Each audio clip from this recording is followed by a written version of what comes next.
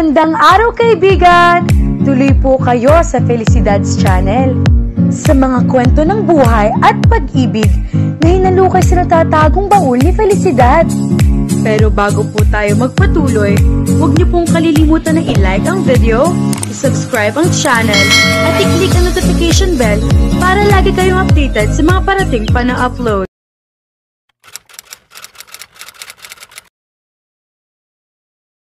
Nagising si Sofia sa isang hindi pamilyar na kwarto. Nahulaan na niya ang dahilan niyon kung bakit dahil mabilis na nagbalik sa isip niya ang mga nangyari kanina. Nahimatay siya at malamang dinala na kung sinong tumulong sa kanya sa hospital, base na rin sa kulay ng kwarto na purong puti. Ngunit kinalabutan si Sofia sa isipin na kilala niya kung sino ang tumulong sa kanya at hindi naman nagkamali ang pakiramdam niya. Gising ka na. Kumusta ang pakiramdam mo? Nakahinga ng maayos si Easton, malayong malayo sa nararamdaman niya ngayon. I'm fine. Sa palagay ko, kaya ko na asikasuhin ang sarili ko ngayon. Tatayo sana siya kung hindi lang nakaramdam na kung anong sakit sa kaliwang kamay. Doon lang niya napagtanto na nakadextrose pala siya. What the hell? Bulalas niya. Lumabas sa diagnosis mo na dehydrated ka. Right? Iyon lang ba? Nanalangin si Sofia na sana ay iyon nga lang sinabi ng doktor sa binata.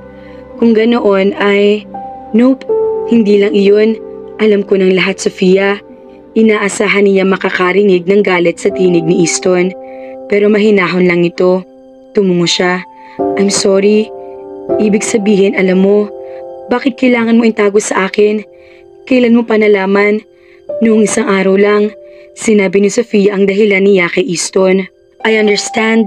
Tumango-tango si Prince Easton at hindi na muli nagsalita. Mahinahon ito pero mukhang may iniisip. Nagkaroon ng oras si Sofia para pakatitigan ng binata.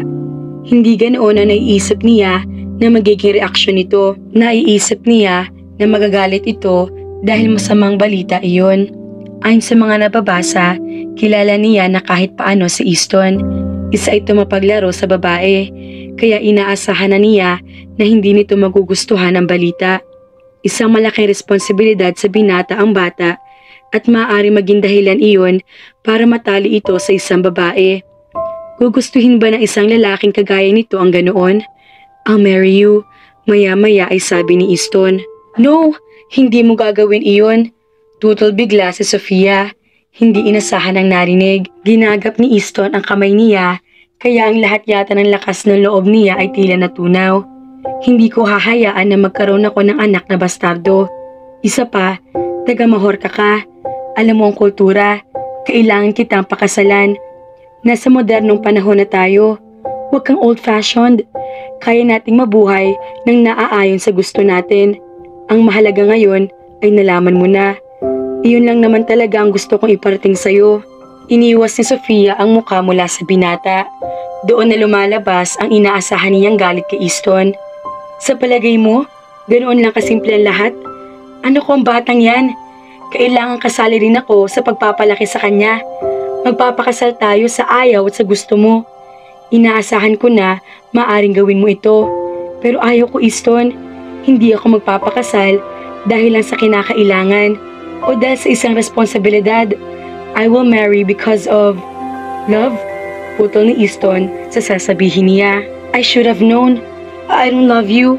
Bahagyang nauta si Sofia nang sabihin iyon. Pakiramdam kasi niya ay nakapagsalita siya ng isang kasinungalingan. Dahil hindi naman maamin sa sarili, pakiramdam niya ay may higit pa siyang nararamdaman kay Easton bukod sa paghanga. Pero ayaw niyang aminin iyon dahil alam niyang sa huli ay masasaktan lang siya. Isama pa na sandali pa lamang naman ang pinagsamahan nila. Tanging sa mga bali-balita, lalo na sa showbiz news lang niya ito nasusubaybayan. Doon, nakilala ng husto. Hindi siya pwede magmahal ng ganoon kalayo. Tama ba siya? At alam ng lahat na wala kang kakayahang magmahal. Sandaling natahimik ang binata. Siguro nga, but I do care for you. I do care for our child too. Poprotektahan ko kayong dalawa, Sofia. Hindi ko hahayaang may manakit sa inyo. Nasigurado ako mangyayari kung papayag ka sa gusto ko. Gusto mo bang mailagay sa eskandalo? Nabuntis ka ng isang lalaking hindi ka pinanagutan? Napapikit si Sofia. Walang sino mang babae na gugustuhin iyon. Kahit siya ay ayaw rin na mapahiya. But she had values in life too. Hindi niya kayang maatem na pakasalan si Easton ng walang pagmamahal. Pero magiging miserable tayo. I don't think so. Ayaw mo bang bumalik sa dati mong buhay, Sofia? Alam ko nangyari. Alam ko din ang hirap na pinagdaanan mo. Minsan kang naging isang prinsesa. Kapag nagpakasal ka sa akin, ay babalik ang titulo mo na iyon. Magiging mas maayos ang buhay mo. A wealthy life. Hindi ko kailangan iyon. Hindi ako ganoon kadesperada. Ang pagiging isang prinsesa ay nakakasakal sa akin. Bakit ko naman babalikan pa iyon? Hinawakan ni Prince Easton ang balikat niya. Kung ganoon, ay itatanggi mo sa anak natin ng isang magandang buhay? Isang pamilya dahil sa paniniwala mong iyon? Natigilan si Sofia. May punto ang binata. Maatim ba niyang dahilan sa mga paniniwala sa buhay ay hahayaan niya mabuhay ng walang amang anak niya? Hahayaan niya maging anak ito out of wedlock? Ang tuksuhin paglaki nito? Ayaw ko maging duty bride mo lang, Easton. Alam kong nagalit ako nang malaman ko ang gagawin mo sa aking kapatid. Ganoon din ang nararamdaman ko ngayon. Ayaw kong gamitin mo lang. Ayaw kong magpakasal nang wala tayong nararamdaman. Sa sinabi niyang iyon, ay inilapit ni Easton ang sarili sa kanya. Sigurado si Sofia na maayos ng pakiramdam pagkagising niya. Pero sa pagkakalapit nilang iyon, pakiramdam niya ay nagkaroon siya ng sakit sa puso. Bumilis ang takbo ng kanyang puso, naramdam niyang hindi iyon normal. Pero hindi ba at palaging ganoon ang pakiramdam niya kapag lumalapit ang binata ng husto sa kanya? Kinakatakot niya iyon. Mas matindi pa sa takot na nararamdaman niya kung may sakit nga siya sa puso. Wala nga ba? Hindi mo ba nararamdaman ang passion ng ginawa natin ang bata? Didn't you like it? Hindi pa ba sapat na dahilan ang mga iyon para magpakasal tayo? Napalunok si Sofia. Mukhang malapit na siyang mapa-oo ng binata. Pero hindi pa patalo ang insecurity na nararamdaman niya. Pero sigurado ako na ganyan din ang nararamdaman mo sa ibang babae. Wala akong experience, pero hindi naman iyon dahilan para mag-exemption ako. Hindi ako special. Ibinigay mo sarili mo sa akin. Ikaw ang kauna-unahang babae na nag-alok sa akin ng ganoon. You are special. At sa nakalipas na mga buwan, sa kabila ng pagiging abala ko sa maraming bagay, hindi ka mawala-wala sa isip ko. You what? You do? Lalo yata siyang aatakihin sa pinagsasabi nito. Even if I want you again, alam ko na hindi ako lalaki para sa'yo. You are so beautiful. So nararapat na innocent, so pure, samantalang hindi magandang record ko, lalo na sa mga kabaro mo. Pero nagbago na ang lahat na ngayon. Kailangan natin na magpakasal para sa bata. It matters a lot now. Pero hindi lang iyon ang dahilan kung bakit gusto kita maging asawa. Gusto kita, Mina Querida. I want you. Pagkatapos ng mga sinabi, ay tinawid ni Easton na kaunting espasyo na naglalayo sa kanilang dalawa. Hinalikan siya ng binata. May isang bahagi sa isip niya na gusto magprotesta sa ginawa nito. Pero malaking bahagi niyon ang bumigay sa halik. Napapikit pa si Sofia. Sensation was enveloping her body as his lips took reckless possession of hers. Ngunit hindi niya magawang magprotesta. Pakiramdam ni Sofia na isa siyang alipin dahil sa halik nito. Sa halip ay nagawa niya pang ibalik iyon. She felt crazy. Lalo na nang mapagtanto kung nasang sitwasyon sila. Anumang oras ay maaaring may pumasok sa hospital room. Easton, no! Kahit binabalot na nakakakiliting sensasyon, ay sinubukan niyang pigilan iyon. Huwag mo kong tanggihan. Alam ko na gusto mo rin ito. Pero ang nurses, baka tumigil si Easton sa ginagawa. Mukhang nakuha na ang ibig niyang sabihin, kaya inayos nito ang sarili. Alright. Pero wag mo na ulit akong tatanggihan, Mina Querida. I will marry. I want you. I will have you. Forever. Muling nagulo ang isip ni Sofia. Alright, I do want you to.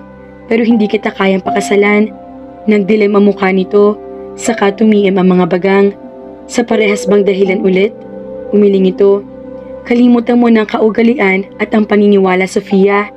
Isipin mo na lang ang ating magiging anak. Ang kanya magiging kinabukasan. At kung sa tingin mo ay kulang pa iyon dahil wala naman tayong pagmamahal sa isa't isa, gagawa ako ng paraan. Kumunot ang noo niya. Anong paraan? Minsan, narinig ko na ang love daw ay isang regalo. Kahit ang taong mahal mo ay hindi ka mahal. Sa mga salitang iyon, maaari naman na kahit isa ay nagmahal, diba? At alam naman nating lahat na wala akong kakayahang magmahal, na mapaglaro. Siguro naman ay nakikinita mo na ikaw dapat iyon. You were a good girl, vulnerable. Kayo ang mga madaling magmahal, kaya naniniwala ako na hindi ako mahihirapan sa'yo. Hindi ko kaya magmahal, pero ikaw kaya mo. Gusto mo ng pagmamahal sa isang relasyon? Pwede naman kahit isa, hindi ba? At gagawin ko ang lahat para mahalin mo ko. Kung iyan ang paraan para mapapayag kita na pakasalan mo ko. Sabihin mo nga sa akin, paano mo nagawa na ma-inlove sa'yo si Katniss? Maotoridad na tanong ni Easton sa kaibigan si Alaric. Dahil may problema, niyaya niya na matatalik na kaibigan na samahan siya para makapag-confess. As usual, naging tambayan na naman nila ang Casablanca Clubhouse Resort na pinupuntahan nila kapag may gusto silang pag-uusapan. Seriously, Easton, nagaya ka sa Casablanca para lang itanong yan? Natatawa pero bahagyang naiinis din na wika ni Alaric. Kumunot ang noo niya. Magkakaibigan tayo. We should share everything. Tumikim si Jonas. Ito, si Alaric at si Nimbus lang ang present sa kanila ngayon dahil may malaking problema si Riker sa Korea na hindi nito masabi-sabi sa kanila at baka magtagal daw doon. Si Blake naman ay nasa Pilipinas din. Pero kasalukuyan nasa private island nito at hula ni Easton ay naglilihim din sa kanila. Ayon kasi sa bali-balita ay may nalilink daw na babae kay Blake. Sa tansya niya ay iyon ang model na hinahabol nito noon dahil nakagawa ang babae ng malaking kasalanan sa pinakamailap na kaibigan. Pero nang kinumpranta nila ang kaibigan ay panay tanggil lang si Blake. Pero alam mo na abala ang dalawang ito sa buhay nila. May pamilya na si Nimbus at malapit na rin ang kasal ni Alaric. Magkakaanak na rin siya. Sana ako na lang ang niyaya mo. Magaling din naman ako sa mga payo ah. Muntik nang mabatukan ni Easton si Jonas sa sinabi nito. Ikaw? Ang pinakawalang alam sa pag-ibig sa grupo? Come on, sa kanilang anim ay si Jonas ang pinakaromantiko. Sa katunayan ay nakarating na sa lagpas 3 dekadang edad ng kaibigan pero wala pa rin ito nagiging nobya o kahit sino man na link na babae. Hinihintay pa raw kasi nito ang the one. Bumaling uli sa Easton kay Alaric. Sagutin mo ko. Paano mo nga na? Ipinakita ko lang na mahal ko siya. That's simple. Napangiwi si Easton. Scratch it. Hindi niya kayang gawin iyon. Paano niya mapapaamo si Sofia sa suhestyon ni Alaric kung wala nga siyang pagmamahal na nararamdaman sa dalaga? Tumingin siya kay Nimbus. Ikaw, Nimbus, paano mo napaamo si Audrey? Ngumisi si Nimbus. Hindi na kailangan. Siya ang una nakagusto sa akin. Napabuntong hininga si Easton. Pakiramdam niya ay pinagbagsakan siya ng langit at lupa. Bakit mo ba tinatanong yan, Easton? Huwag mong sabihin na may nililigawan kang babae at kailangan mo siyang mapasagot, tanong ni Alaric. Mas malala pa dyan, ikinuwento niya sa mga ito ang sitwasyon. Holy shit! Halos sabay-sabay na mura ni Nimbus, Alaric at Jonas. Ang babae na ba ito ang tinutukoy ni Katniss na nakuha niya yung fashion designer para sa wedding dress niya? Iyong nahimatay daw at dinala mo sa ospital? Tanong ni Alaric. Tumango si Easton. At kailangan ko siyang pakasalan. Ayaw ko na magkaroon ng bastardong anak. Pero hindi lamang naman iyon ang dahilan. Gusto ko rin siya. Inamin ko na iyon sa kanya. Pero hindi pa sapat ang mga iyon sa kanya. Gusto niya ng love sa isang relasyon. Kilala niyo ko. Hindi niya makukuha iyon sa akin. Kaya sinabihan ko na siya ang gagawa ko ng paraan para doon. Bad move. Kahit kailan talaga, palpa ka sa babae. Wika ni Jonas. NGSB, huwag mo ko sarmunan dyan. Wala kang alam sa babae. Teka, may inililihim ka ba sa amin? Natahimik sandali si Jonas. Bumukasara ang mga labi. Tumawa ito, pero mukhang kinakabahan. Bakit naman ako maglilihim sa inyo? We're almost like brothers. Gusto pa sanang usisain ni Easton si Jonas. Pero mas matimbang ang problema niya para problemahin pa kung anong mayroon sa buhay nito. Hindi mo ba talagang kaya magmahal, Easton? Untag ni Nimbus. I believe so. Yung mga naikwento dati sa akin ni Alaric tungkol sa nararamdaman daw sa pag-ibig, hindi ko pa nararamdaman. Napatigil si Easton nang may maalala. Ano nga bang sinabi sa kanya ni Alaric noon para malaman kung in love sa isang tao? Malakas ang tibok ng puso kapag magkalapit. Gusto mo siyang makasama. Nararamdaman mo na para hindi ka makaget enough sa kanya at natatakot ka na may mangyaring masama sa kanya. Lumalakas ang tibok ng puso ni Easton kapag magkalapit sila ni Sofia. Nagiging abnormal ang takbo niyon nang hinalikan niya ito. Gusto niya makasama ang dalaga dahil hindi niya malimutan ang gabing pinagsaluhan nila kaya hindi rin siya makaget enough dito. Kahit sa pagiging abala sa maraming bagay at nitong nakaraan na lang uli nakaramdam ng kalayaan na magsimulang muli si Renato sa pamumuno ay gusto pa rin niyang hanapin si Sofia. Hindi nga lang siya nagkaroon ng pagkakataon noon dahil sa sunod-sunod na nangyari. Physically ay mabilis lang na nakarecover ang pinsang si Renato at ngayon ay naging hari na uli na Mahorca. Nagkaroon lang ito ng head trauma kaya naging unconscious pero nang magising ay magaling ng sugat nito. Ngunit hindi ibig sabihin niyon ay basta-basta na lang pababayaan ni Easton ng pinsan. Naging mahirap naman kasi ang pang-emosyonal na aspeto ng pinsan dahil sa pagkawala ng asawa. Dinamaya niya si Renato. Kaya gustuhin man niyang hanapin si Sofia agad ay naging mahirap para sa kanya. Gumawa siya ng paraan pero nang malamang umalis ito ng Mahorca, nawalan siya ng pag-asa na makikita pa silang muli. Hanggang sa paglaruan siya ng pagkakataon, natatakot na may mangyaring masama sa kanya. Naalala ni Easton na ang bagay na iyon ang palagi niyang nararamdaman sa dalaga. Naramdaman niya iyon noong bata pa sila nang umiyak si Sofia. Pero iyon nakita niyang bigla na lang itong nahimatay sa harap niya. Nakaramdam siya ng sobrang takot. Natakot siya sa nangyari. Masigit kaysa sa nalamang buntis ito. Hindi na niya kailangan magduda pa na siya ang ama na ipinagbubuntis nito. He felt like trusting Sofia too. Siya ang nakauna sa dalaga. Isama pa na kung bibilangin ang panahon kung ilang linggo na ang dinadala nito, siya talaga ang masasabing ama. Pero sinabi mo na gusto mo siya. You want her, you are lost with her. Alam mo ba na yan din ang inaamin ko na nararamdaman ko kay Audrey noon? Na it will eventually turn to love. O siguro nga ay mahal ko na talaga siya. Hindi ko lang talaga maamin dahil mas pinanaig iyon ang galit ko sa kanya noon. So you better be careful in your plans, Easton. Hindi naman sa ayaw naming maramdaman mo iyon dahil iyon ang pinakamasarap na pakiramdam. Pero iyon lang ba talaga ang nararamdaman mo para sa kanya? Hindi nagsalita si Easton. Ayaw niyang sagutin ang tanong ni Nimbus. Dahil kagaya nito kay Audrey noon, mukhang masasabi rin niya hindi lang niya maamin iyon dahil natatakot siya. Bago sa kanya ang ganitong pakiramdam, sandaling panahon pa lang ang pinagsasamahan nila ni Sofia. Hindi siya kagaya ni Nimbus at Alaric na matagal nang kilala ang mga nakarelasyon. Kailanman ay hindi pa siya nakakapagsabi ng 3 salita na iyon sa isang tao.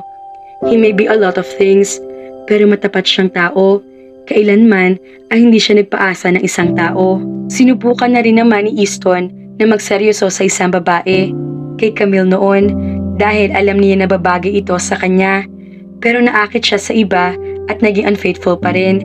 Pero hindi ka naman nakakaramdam ng kakaiba kay Camille noon. Hindi kagaya ng nararamdaman mo kay Sofia ngayon, hindi ba? Gusto mang pabuntong hininga ni Easton. Naniniwala siya na hindi niya kaya magmahal dahil na rin sa karanasang iyon kay Camille na naisip noon na maari sana niyang mahalin dahil perpekto ito. Pero iba si Sofia.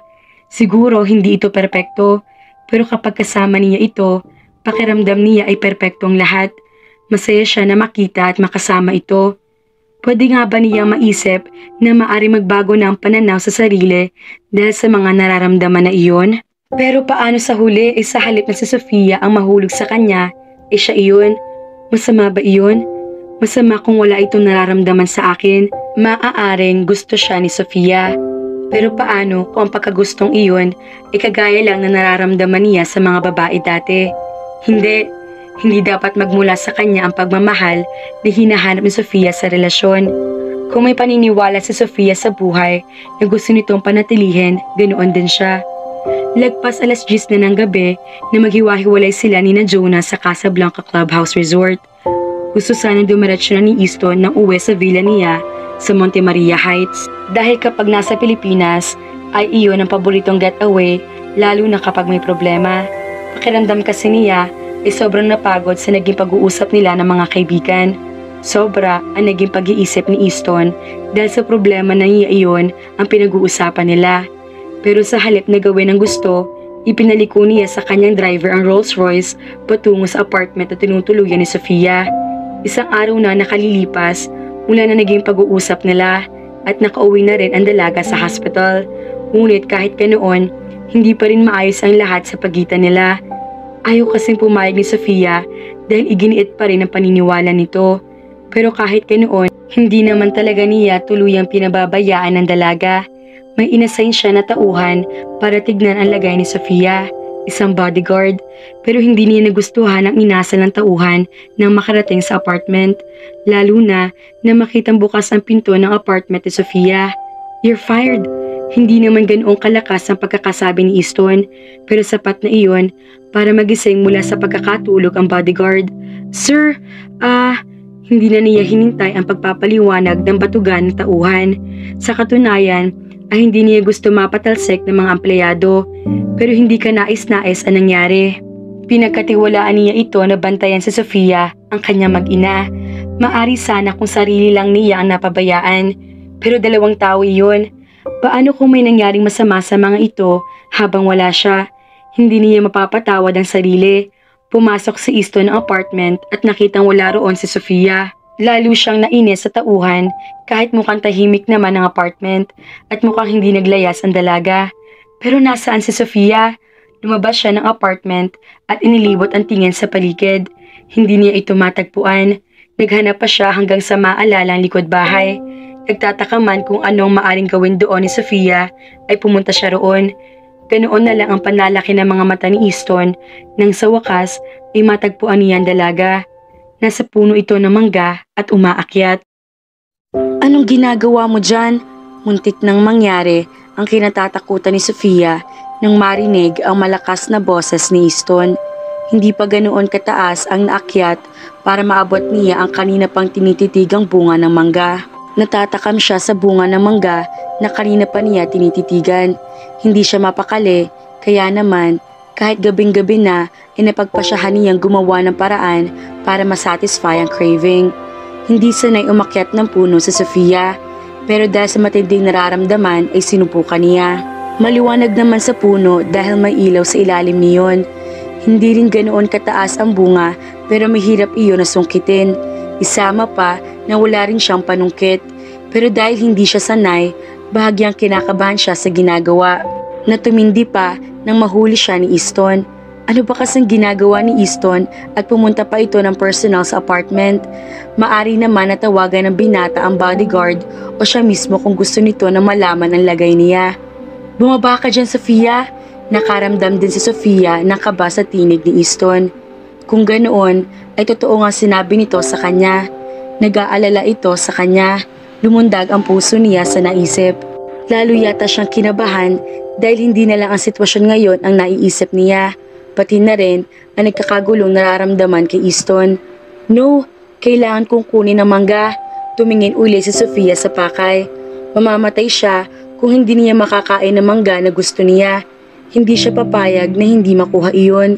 Lalo na ngayong malapit na rin siya sa inaasam. "What? Damn, Sofia! Baka mahulog ka. Alam mo kondisyon mo. Bumaba ka na." Umiling pa rin siya. Pilit na binaliwala si Easton. Hindi naman ganoon kataas ang puno at kung mahuhulog man, hindi naman siguro siya gaano masasaktan. Nag-umpisa siyang tumulay sa malaking sanga ng puno nang maramdaman na may kumagat sa kaliwang paa. Nanlaki ang mga mata niya dahil sa sobrang sakit ng pagkakakagat.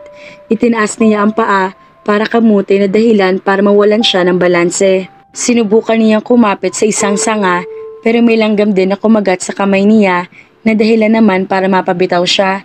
Napasigaw si Sofia nang maramdamang mahuhulog na siya sa puno. Halos kasabay naman niyon ang mahabang mura ni Easton. Napapikit siya at nagdasal na sana ay walang mangyaring masama sa kanya sa pagkakahulog, lalo na sa anak niya. Mukhang dininig naman ng Diyos ang panalangin niya dahil may matipunong bisig ang sumalo sa kanya.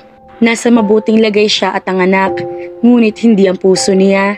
Siguro nga hindi literal na nahulog si Sofia kay Easton, pero ang puso niya, lalo na ngayon nagkatinginan ang mga mata nila na magmulat. Pakiramdam ko ay nalulunod ako. Epekto lang ba talaga iyon ang pagkakahulog niya? Pero hindi. Ganoon din ang nararamdaman niya noong magkalapit sila ni Easton. Alam niya na may iba pang dahilan pero ayaw niyang umamin. Hindi siya lubos sa pumayag sa sinabi ni Easton na magpakasal sila. Ayaw niya na pumayag sa gusto nito magiging maayos ang lahat kung kahit isa lang sa kanila ang magmamahal. Alam kasi niya na dehado siya, na masasaktan siya. At noon kang sabihin din niya iyon kay Easton. May pagmamahal siya sa kanyang sarili. Kaya kung gusto ni Easton na magtagumpay ang plano nito, dapat ay ito magmahal sa kanya. Kailangan niyang turuan ng binata. Kailangan ni Easton na matuto magmahal para pakasalan niya ito. Alam ni Sofia na magiging mahirap iyon. Ngunit hindi imposible. Inamin ni Easton na gusto siya nito. Ganoon din ang nararamdaman niya kay Easton noong una. Madedevelop din ang binata kagaya na nangyari sa kanya. Kaya hindi na niya pinigilan si Easton sa gusto. Kung gusto ng binatang paibigin siya, gagawa ito ng paraan at lalapit sa kanya. Sa ganoong paraan ay maaari mangyari ang gusto niya. Mahirap pero hindi imposible. O okay ka lang ba? Matindi ang pag-aalala ni Easton. Alam niyang nahihirapan ito dahil malakas ang pwersa na pagkakalaglag niya. Pero ramdam na mas matindi ang pag-aalala nito sa kanya. Ipinagkrus sa Sofia mga daliri. Umaasa na sana isang senyales na nakikitang iyon kay Easton para mahulog ito sa kanya. Pinakiramdaman niya ang sarili. Wala naman siyang nararamdamang kakaiba maliban sa mabilis sa pagtibok ng puso niya. I'm alright, pwede mo na akong ibaba. Pero hindi nito ginawang sinabi niya. Nanatili lang itong pangkusya. Napakapasaway mo, hating gabi na. Paano na lang kung hindi ako dumating? Napakagatlabi siya. Well, hindi kasi ako makahindi sa gusto ng baby ko. Sa sinabi niyang iyon ay lumambot ang mukha ni Easton. Kung may gusto kang kainin, pwede ka naman magsabi para makuha nila para sa'yo. Andiyan naman ang bodyguard ko. At ako, pwede mo akong tawagan kung may kailangan ka. Ayaw kong istorbohin ka. Nang ma-ospital ako, ay halos hindi ka na umalis sa tabi ko. Kinain ko na masyadong oras mo. Ayaw kong dumepende palagi sa'yo at sa iyo namang bodyguard. Tulog na siya at ayaw ko naman siyang istorbohin. Alam kong pagod din siya dahil maghapon na niya ako binabantayan. Ayaw ko na uli mangyari pa ito, naiintindihan mo? Masyado mo akong pinag-aalala. Para natutunaw ang pakiramdam ni Sofia. Alright, matagal na katahimikan ang pumainlang sa pagitan nila bago nagsalita ulit si Easton. Tumingin ito sa kanina pa niyang pinag-iinteresang bunga. Gusto mo pa rin ba ng mangga? Napatingin uli siya sa mangga. Bumalik uli ang kanyang paglalaway. Tumango siya. Ibinaba ni Easton sa Sofia. Ang akala niya ay uutusan nito ang isa sa mga tauhan para kuhanin ng prutas. Pero laking gulat niya nang ito mismo umakyat sa puno. Be careful! Sigaw niya na mag-umpisa itong umakyat. Tumigil si Easton, tumingin sa kanya. Kinindatan siya nito, saka nagpatuloy sa pag-akyat. Mas kinakabahan pa yata si Sofia kaysa sa sitwasyon niya kanina, ngayong si Easton naman ang umaakyat sa puno. Lalo na nang makita na kakagat na rin ang binata ng langgam kagaya na nangyari sa kanya. Ngunit hindi tumigil si Easton. Binaliwala nito ang mga kagat at matagumpay na nakuha ang pinapangarap niyang mangga. Happy now, wika ni Easton na makababa at iabot sa kanya ang mangga. May mga pantal ka, umiling ito. Huwag mo akong alalahanin, ang mahalaga ay napasaya kita. Tumango si Sofia at niyakap niya si Easton. Naramdaman niyang bahagyang natigilan ang binata dahil sa ginawa niya. Naramdaman niya ang tibok ng puso nito. Napakabilis, lalong gumanda ang pakiramdam niya. Kung ganoon ang nararamdaman nito, ibig sabihin lang niyon ay hindi naman talaga hopeless case si Easton. Hindi ito gaanong kawalang puso. May kakayahan itong magmahal, kailangan lang ng tamang panahon at oras. Nararamdaman iyon ni Sofia. Nasa kalagitnaan si Sofia ng konsentrasyon, trabaho, tumunog ang cellphone niya. Naiinis siya, ayaw kasi niya na naiistorbo kapag may ginagawa. Madalas na naka-silent mode naman ang cellphone, pero hindi dahil may hinihintay na mahalagang tawag kaninang lunch ay nagdesisyon siyang tanggalin iyon. Pero nakalimutan naman niyang ibalik sa dati pagkatapos dahil nawala na rin ang konsentrasyon, napilitan siyang tingnan ang phone. Hindi ganoon kahigpit ang kumpanyang pinapasukan kaya maaari niyang sagutin iyon. Si Easton niyon. Hindi tuloy maintindihan ni Sofia ang reaksyon. Sinabihan na niya si Easton na huwag itong tumawag kapag oras ng trabaho. Pero madalas ay ayaw nito magpapigil at ginawa ng hobby ang pagtingin na kalagayan niya. Palagi ito nagte-text at kumukumusta ang lagay niya. Nakakainis dahil naiistorbo siya sa trabaho. Pero sa kabilang banda ay nakakatuwa rin. Masarap sa pakiramdam na may isang tao na concern sa kalagayan mo, lalo na kapag ang taong iyon ay gusto mo. Sinagot ni Sofia ang tawag. Ang maotoridad na tono ni Easton ang nabungaran niya. Hindi mo raw inubos ang lunch mo?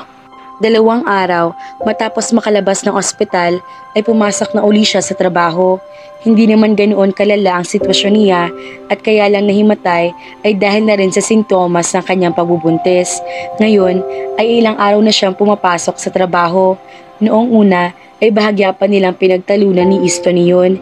Hindi raw nito gusto na magtatrabaho siya lalo na sa kondisyon niya.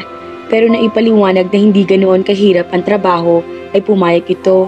In terms na magpapaalaga pa rin siya sa binata, hindi naman niya ito pinigilan. Mula na pumasok uli ay inihatid siya ni Easton sa trabaho at ganoon din kapag uwian na. Pero hindi lang sa ganoon ang pag-aalaga nito, pati pagkain niya ay ito rin na nagme-maintain para maging balanse. Umupa si Easton ng isang dietitian para malaman ang mga do's and don'ts sa mga pagkain kailangan niya para maging maayos ang kondisyon at ang mga ito rin ang nag-aayos ng mga iyon. Ipinapadala ng dietitian at ng team nito ang pagkain kailangan niya araw-araw.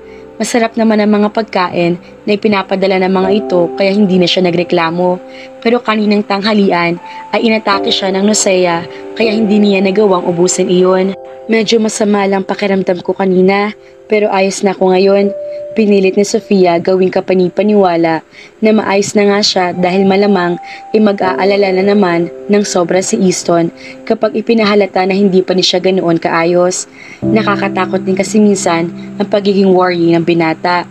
Paano kasi nang naramdaman nito na masama na ang pakiramdam niya noong isang gabi ay pumunta pa talaga ito sa apartment para tingnan ang lagay niya. Sigurado ka? I am 100% sure. Huwag ka na mag-alala, okay? I'm totally fine. I'll see you later. Okay, magpapadala na lang ulit ako ng prutas dyan sa office mo para mabawi ang hindi mo naubos na lunch mo. Akmang magsasalita pa sana si Sofia para pigilan si Easton pero naibaba na nito ang cellphone. Noong isang araw, bukod sa mga ipinapadalang pagkain, ay personal na dinalhan din siya ni Easton ng prutas. Mabuti raw iyon para sa lagay niya. Isang basket dinala nito kahapon ang kasama na rin ang isang pumpon na iba't ibang kulay na tulips. Halos hindi pa niya nagagalaw ang mga prutas na iyon pero magpapadala na naman ito ngayon. Napailing-iling sa Sofia. Ngunit sa kabila ng lahat, lubos na na-appreciate niya ang ginagawa ni Easton. Alam niya na abala rin naman si Easton. Dahil sa mahigit na 1 buwan na nasa Majorca ito, napurnada ang mga proyekto nito bilang modelo. Ngayon ay ginagawang binata lahat ang mga proyekto na pornada pero iyon ay ang mga proyektong Pampilipinas lang. As for his international career naman, kinukuha pa rin nito ang mga offer sa isang kondisyon. Kailangan gawin ng mga photoshoot sa Pilipinas. Dahilan ng binata ay hindi ito umalis ng bansa dahil na rin sa labis sa pag-aalala sa kanyang kondisyon. Pero sa kabila ng pagiging abala ni Easton ay palagi nasa isip nito ang kapakanan ni Sofia. At sa mga pag-iisip ng ginagawang efforts ito sa kanya, lalong lumalaki ang nararamdaman niya sa binata. Hindi mahirap mahalin si Easton, pero nun kang aaminin niya na una siya naging biktima. Mag-iisang linggo pa lang mula na mag-propose ito sa kanya. Hindi naman siya easy to get, lalo na at ibang gusto niya mangyari.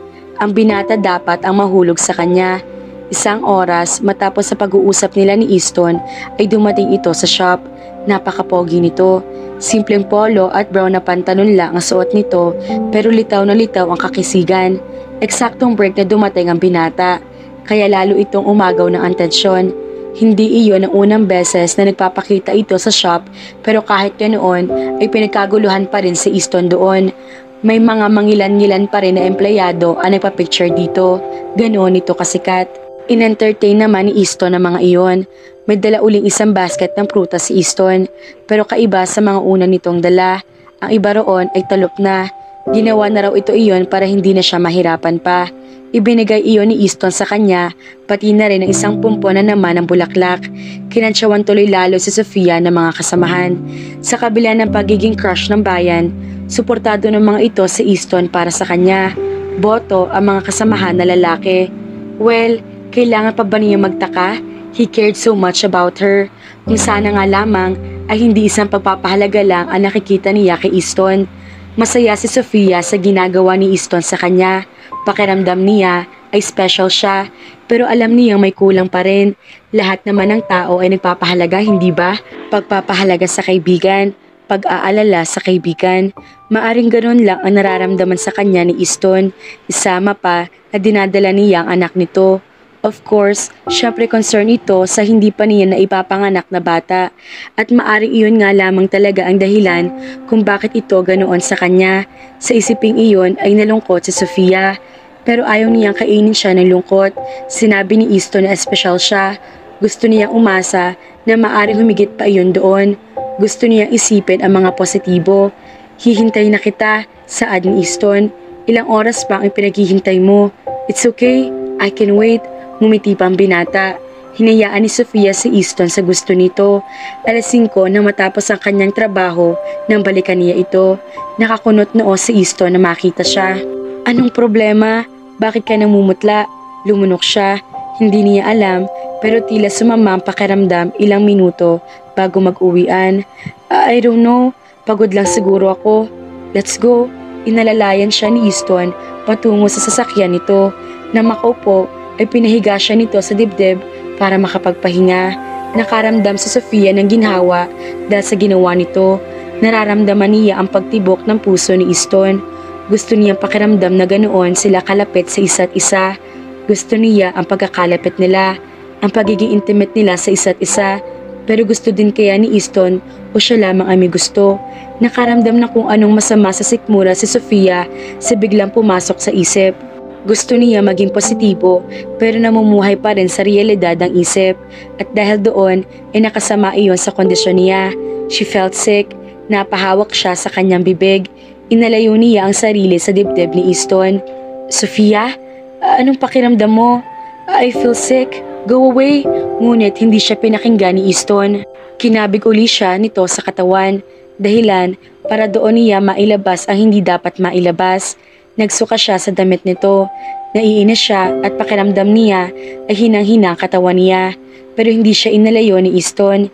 Hinaplos-haplos pa nito ang likod niya para tulungang makaahon sa nararamdaman. Maya-maya ay humingi ito ng tubig sa isang tauhan na nasa passenger seat ng sasakyan. Ipinainom nito iyon sa kanya. It's alright. It's going to be alright. Patuloy ito sa paghaplos sa likod niya. Kumuha rin ang binata ng tissue at pinunasan ang namamawis niyang muka. I'm sorry, hindi na niya napigilan na mapaiyak. Nahiya siya sa ginawa.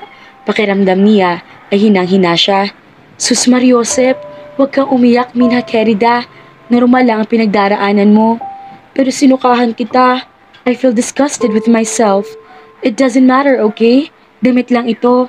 Ikaw ang mas nahihirapan sa lagay natin. Huwag mo akong alalahanin. Ang kapakanan mo uunahin natin. Huminga siya ng malalim at pinakatitigan si Easton. Hinawakan naman ito ang pisngi niya at pinahid ang mga luha na dumaloy roon. Ayaw ko makita na umiiyak ka, Sofia. Ayaw ko nasasaktan ka. But why? Sandali natigilan si Easton. It's because natigilan nito at hindi na ipagpatuloy ang akmang sasabihin. Lalo lumakas ang tibok ng puso ni Sofia. Gusto niyang umasa na may mas malalim na dahilan kung bakit ayaw nitong makita na sasaktan siya. Marami siyang romantic bone sa katawan at nahihilig din na magbasa ng romantic novels noon. At ayon sa mga nabasa, hindi ba kapag ayaw masaktan ng lalaki, ang mga babae ay may nararamdamang pagmamahal sa mga ito? Posible ba na iyon ang nangyari kay Easton? Pero anong pumipigil sa binata para sabihin ang mga iyon? You're okay now? Bahagyang natawa sa Sofia. nang marinig ang tanong ni Easton. Kakagising lang niya ng umaga na iyon nang tawagan ng binata para tanungin ang lagay niya. Gusto niyang paikutin ang mga mata sa concern na ipinapakita nito. Kagabi mo pa tinanong yan. Gusto ko lang makasigurado, masyado mo akong tinakot kahapon. Napangisi si Sofia. Kapag welfare ko yata, palagi ka na lang natatakot. Tumawa si Easton. Yes, ganyan epekto mo sa akin. So ano nga, okay ka na ba talaga? Kailangan ba kitang dalhin? I'm fine, okay? Parte lang ng paglilihi ko ang kahapon, kaya wala kang dapat ipag-alala. Wala rin akong morning sickness ngayon. Okay ako ngayon, at tingin ko naman, magiging maayos ang pakiramdam ko ngayon maghapon. Wala naman akong pasok. Sabado ngayon kaya off niya. Pero teka, how about you? Nasaan ka ngayon? I'm going here? Napag-cruise na Sofia ang mga daliri dahil gusto niya makita si Easton. Gusto niyang dalawin siya nito. Kahit kahapon lang nagkita, ay namimiss niya agad ang binata. Kung parte iyon ng paglilihi niya o dahil sa personal na kagustuhan lang ay hindi na mahalaga. She wanted him to be there. Pinatunog ni Easton ang dila. I'm sorry, baka mamaya pang hapon kita madalaw. May importanteng appointment ako ngayong araw. Like, may feeding program na sponsor ngayon ng childcare. Pinilit ako ni Jonas na mag-volunteer. Oh, pwede bang sumama? Gustong makasama ni Sofia si Easton ngayong araw. Pero nanabik siya kung makakasama ito sa mga ganoong klase ng okasyon. Bilang dating maharlika, madalas sa ginagawa ng pamilya nila iyon. Pero dahil sadyang may kaartehan ng kapatid at ang ina, madalas ay siya ang sugo ng pamilya sa mga ganoong klase ng proyekto. Naaaliw siya kapag tumutulong sa iba. Pwede naman, pero totoo bang maayos ng pakiramdam mo? Makakaya mo ba? Saka kung sumama ang pakiramdam ko, nandyan ka naman para alalayan ako. Hindi dapat ako matakot. Ganoon kalaking tiwala mo sa akin ha? You're special to me, Easton, kaya malaking tiwala ko sa'yo. Gusto sanang isagot ni Sofia. Siyempre, may tiwala ko sa'yo. Ang dami mong ginawa sa akin sa mga nakalipas, Easton. Paano pa ako hindi magtitiwala sa'yo? Narinig niyang tumawa si Easton. Masaya ito na nagawang makuha ang tiwala niya. Maya-maya pa, isinabi na mag-ayos na raw siya ng sarili dahil dadaanan na raw ito. Sinunod naman ni Sofia si Easton. Eksaktong pagdating nito, ikakatapos lang niyang ayusin ang sarili. Marami ng tao sa program ng pagdating nila. Kagaya ng inaasahan, nagkagulo ang mga tao nang makita si Easton. Agad na nalayo ang binata sa kanya dahil na rin pinagbigyan nito ang mga taong nasabik sa pagkakita rito. Wala naman iyong kaso kay Sofia. Gusto niya makasama si Easton pero mas masarap ang pakiramdam na makita na aliw sa binata ang mga taong mahanga rito. Masaya na rin si Sofia na tumulong sa feeding program. Kasama nila sa feeding program ang kaibigan ni Easton na si Jonas. Napag-alaman niya na kapag palaga noon ang mga charity work ay madalas sa tumutulong si Jonas. Dahil doktor, ay likas na rito ang pagiging matulungin. Pinagkakaguluhan din ang lalaki dahil sikat ang grupong kinabibilangan ng magkaibigan. Pero dahil mas sikat si Easton, ay halos hindi na ito nakatulong. Matatapos ng feeding program, na makalapit ulit ito sa kanya. Maayos pa ba ang pakiramdam mo? Nag-aalala na tanong ni Easton. Tumawa si Sofia. Ako ang dapat magtanong niyan sa'yo. You look so exhausted. Nagkamot ng ulo si Easton. Ganito talaga ang buhay ng isang celebrity. Ito kasing si Jonas, ang kulit. Binigyan nito ng tingin ng kaibigan. Nakakatuwang makita na masaya sila sa simple na kasama lang nila ako. Ngumiti rin ito. Tumango si Sofia. Ganoon din ang nararamdaman niya. Kumunot ang noo ng binata. What? Iyon lang ang reaction mo? But wait, siguro ay dahil sa itsura ko na ngayon no? I look like a disaster now kaya pinindot ni Sofia ang ilong ni Easton. Huwag kang ang vain. Ano bang iniisip mo? Na magugustuhan kita dahil gwapo ka lang? Nagkibit balikat si Easton. Well, kalimitan sa mga tao ay ganyan. Kung ganoon, hindi ako.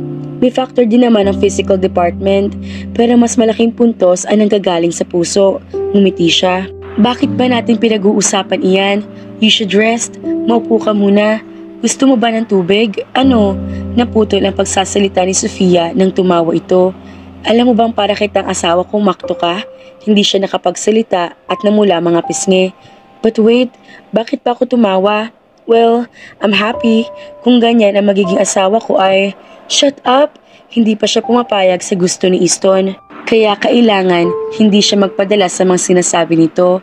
At kung nagpaparinig ito ngayon, ay kailangan niya ikatakot iyon. Hindi pa niya masasabing handa na siya kahit alam sa kanyang loob na gusto na niya. Marami pa rin kasing takot sa isip niya. Itinaas ni Easton ang kamay nito. Fine, fine. But can you please do me a favor? Pagod talaga ako. Okay, tubig bang gusto mo? No, ito ang gusto ko.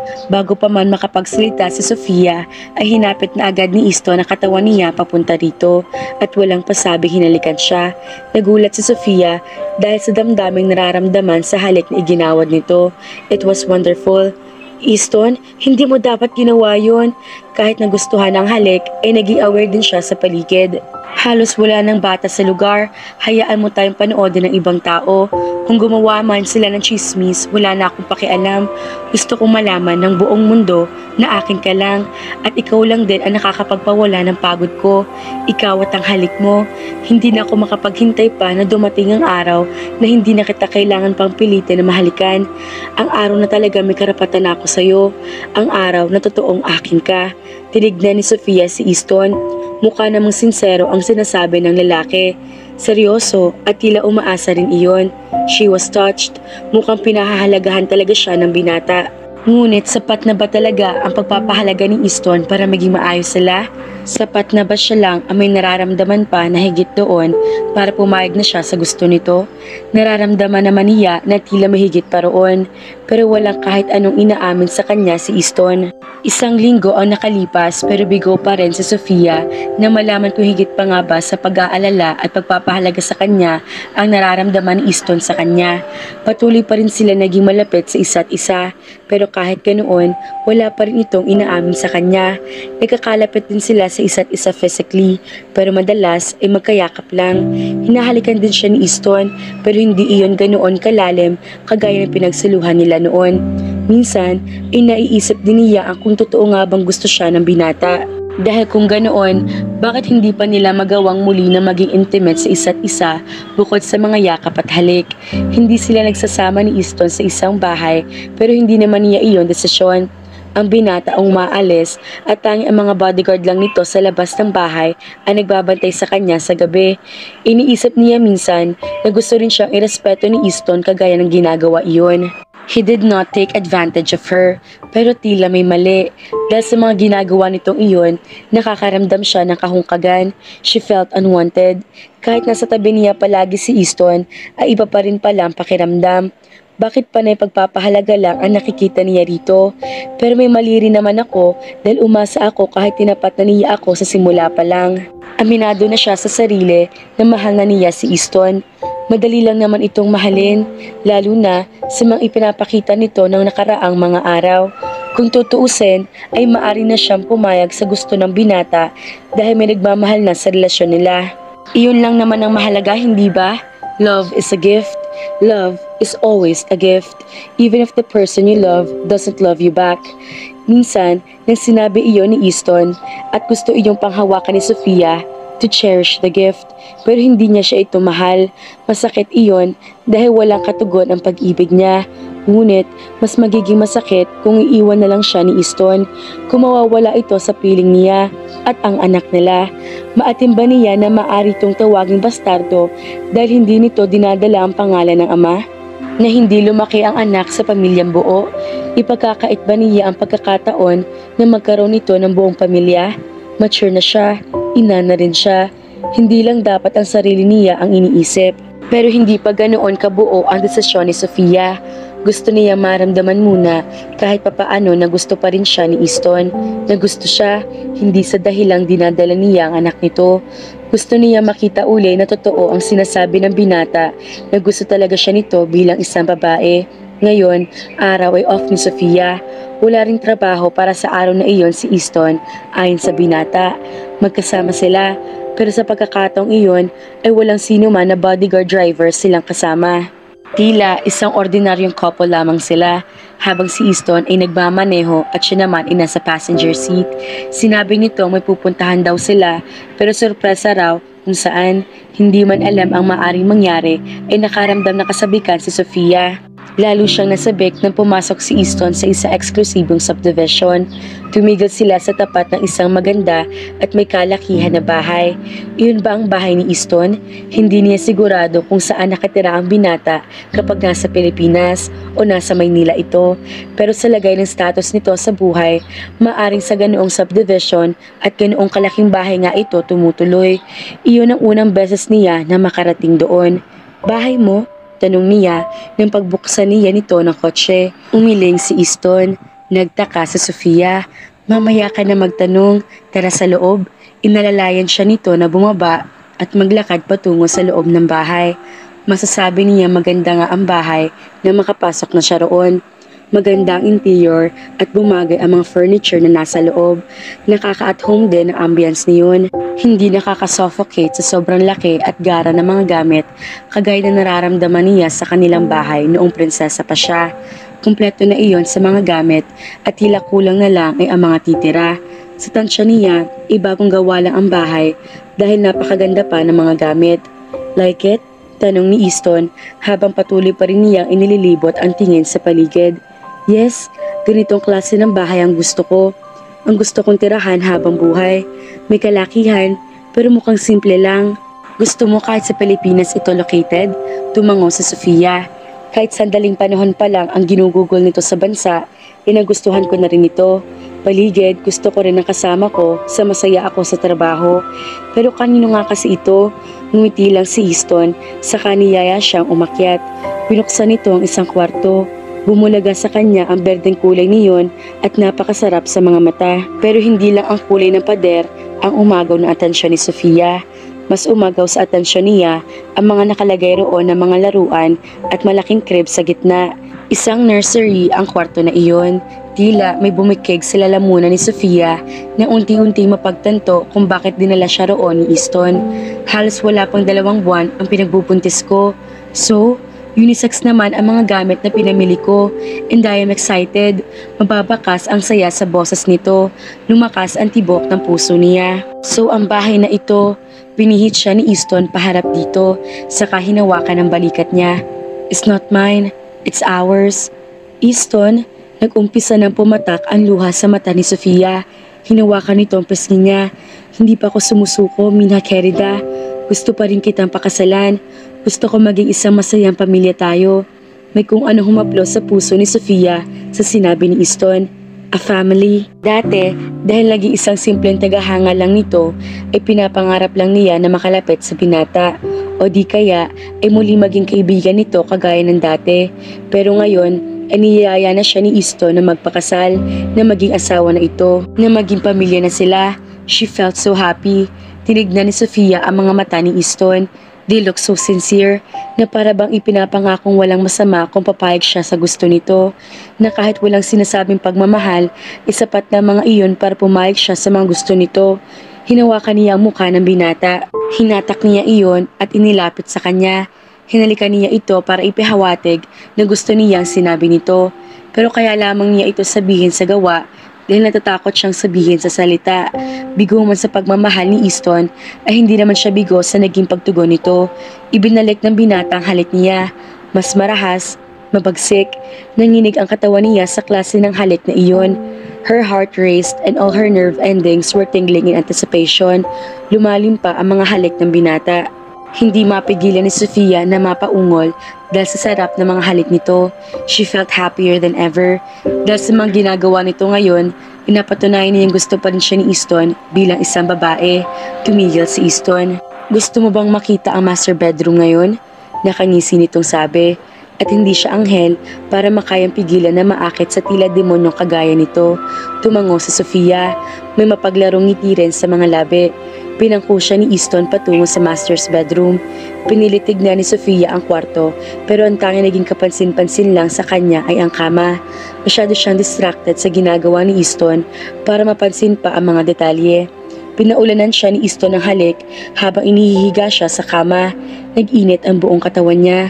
Halos maging buo niyang katawan. Parang gusto na niyang makulong sa sumpa na iyon kung ganoon din naman kasarap ang mararamdaman niya. Easton, I want you, Mina Querida. I want you to, Easton. Pakiramdam ni Sofia ay mamamatay siya sa sobrang sarap.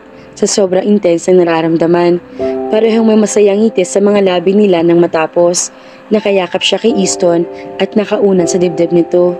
Gusto ko ang bahay na ito. Gusto kong tumira dito. Ngumiti si Easton at hinalikan siya sa ulo.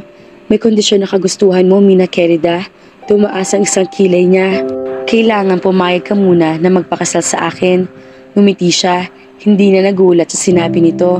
If that's the case, so nasa ng singsing?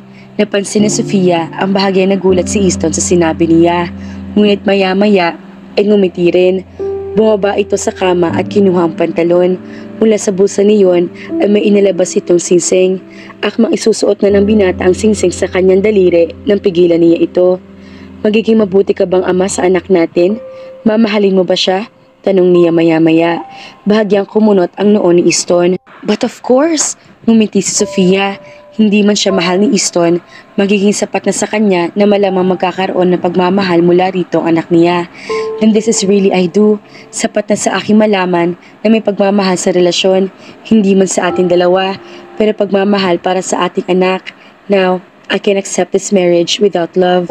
Isinuot ni Easton ang singsing sa mga daliri niya, pero may ang nakita na ramdaman siyang lamig doon.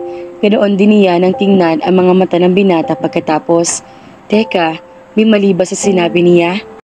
2 linggo pagkatapos mag-propose ni Easton kay Sofia ay itinakdang kasal nila. Dahil pareho silang mamamayan ng Majorca, inapagpasyahan nilang doon ikasal. Lumipad sila ni Easton 1 linggo bago ikasal para ayusin ang mga dokumento na hindi maaaring maayos ng wedding planner na kinuha nito. Sa Royal House of Costa tumuloy si Sofia. Doon siya tutuloy hanggang sa araw ng kasal. Ayaw nang mapalayo ni Easton kay Sofia simula ng araw na pumayag siyang pakasal sa lalaki.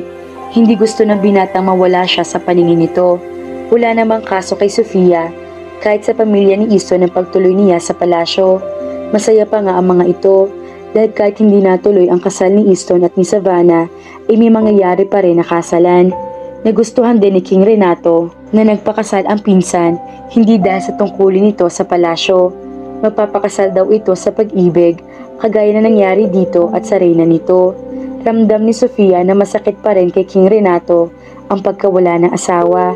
Pero unti-unti rin naman na nakaka-move on ng hari dahil inuuna nito sa isip ang kapakanan ng mga mamamayan ng isla, pati na rin ang natitira sa buhay nito at nag-iisang anak na si Jenna. Ang buong akala ng mga kamag-anak ng prinsipe ay magpapakasal sila dahil sa pag-ibig, kaya masaya ang mga ito. Sa wakas daw, nakahanap na ng katapat si Easton na hindi pinipilit. Gustong itama ni Sofia ang mga kamag-anak ni Easton pero ayaw rin niyang sirain ang pantasya ng mga ito. Isama pa na napag-usapan nila ni Easton na huwag na munang sabihin ang tungkol sa pagbubuntis niya dahil baka maging malaking issue pa iyon at maging masakit ang magiging reaksyon ng mga tao tungkol doon. Pumayag siya dahil natatakot din sa iisipin ng mga tao. Hindi nagustuhan ni Sofia ang buhay niya bilang prinsesa noon. Pakiramdam niya, inasasakal siya, lalo na sa mga taong nakapaligid sa kanya. Parehong vain ang ina at kapatid niya. Gustong-gusto ng mga ito ang titulo ng pagiging prinsesa, kaya naman pati siya ay pinilit na hinahawaan ng mga ito. Hindi niya gusto ang ganoong personalidad, pero wala siyang pagpipilian. Kaya nang tanggalin ang pamilya nila sa komunidad ng mga royal families ay naging masaya pa siya.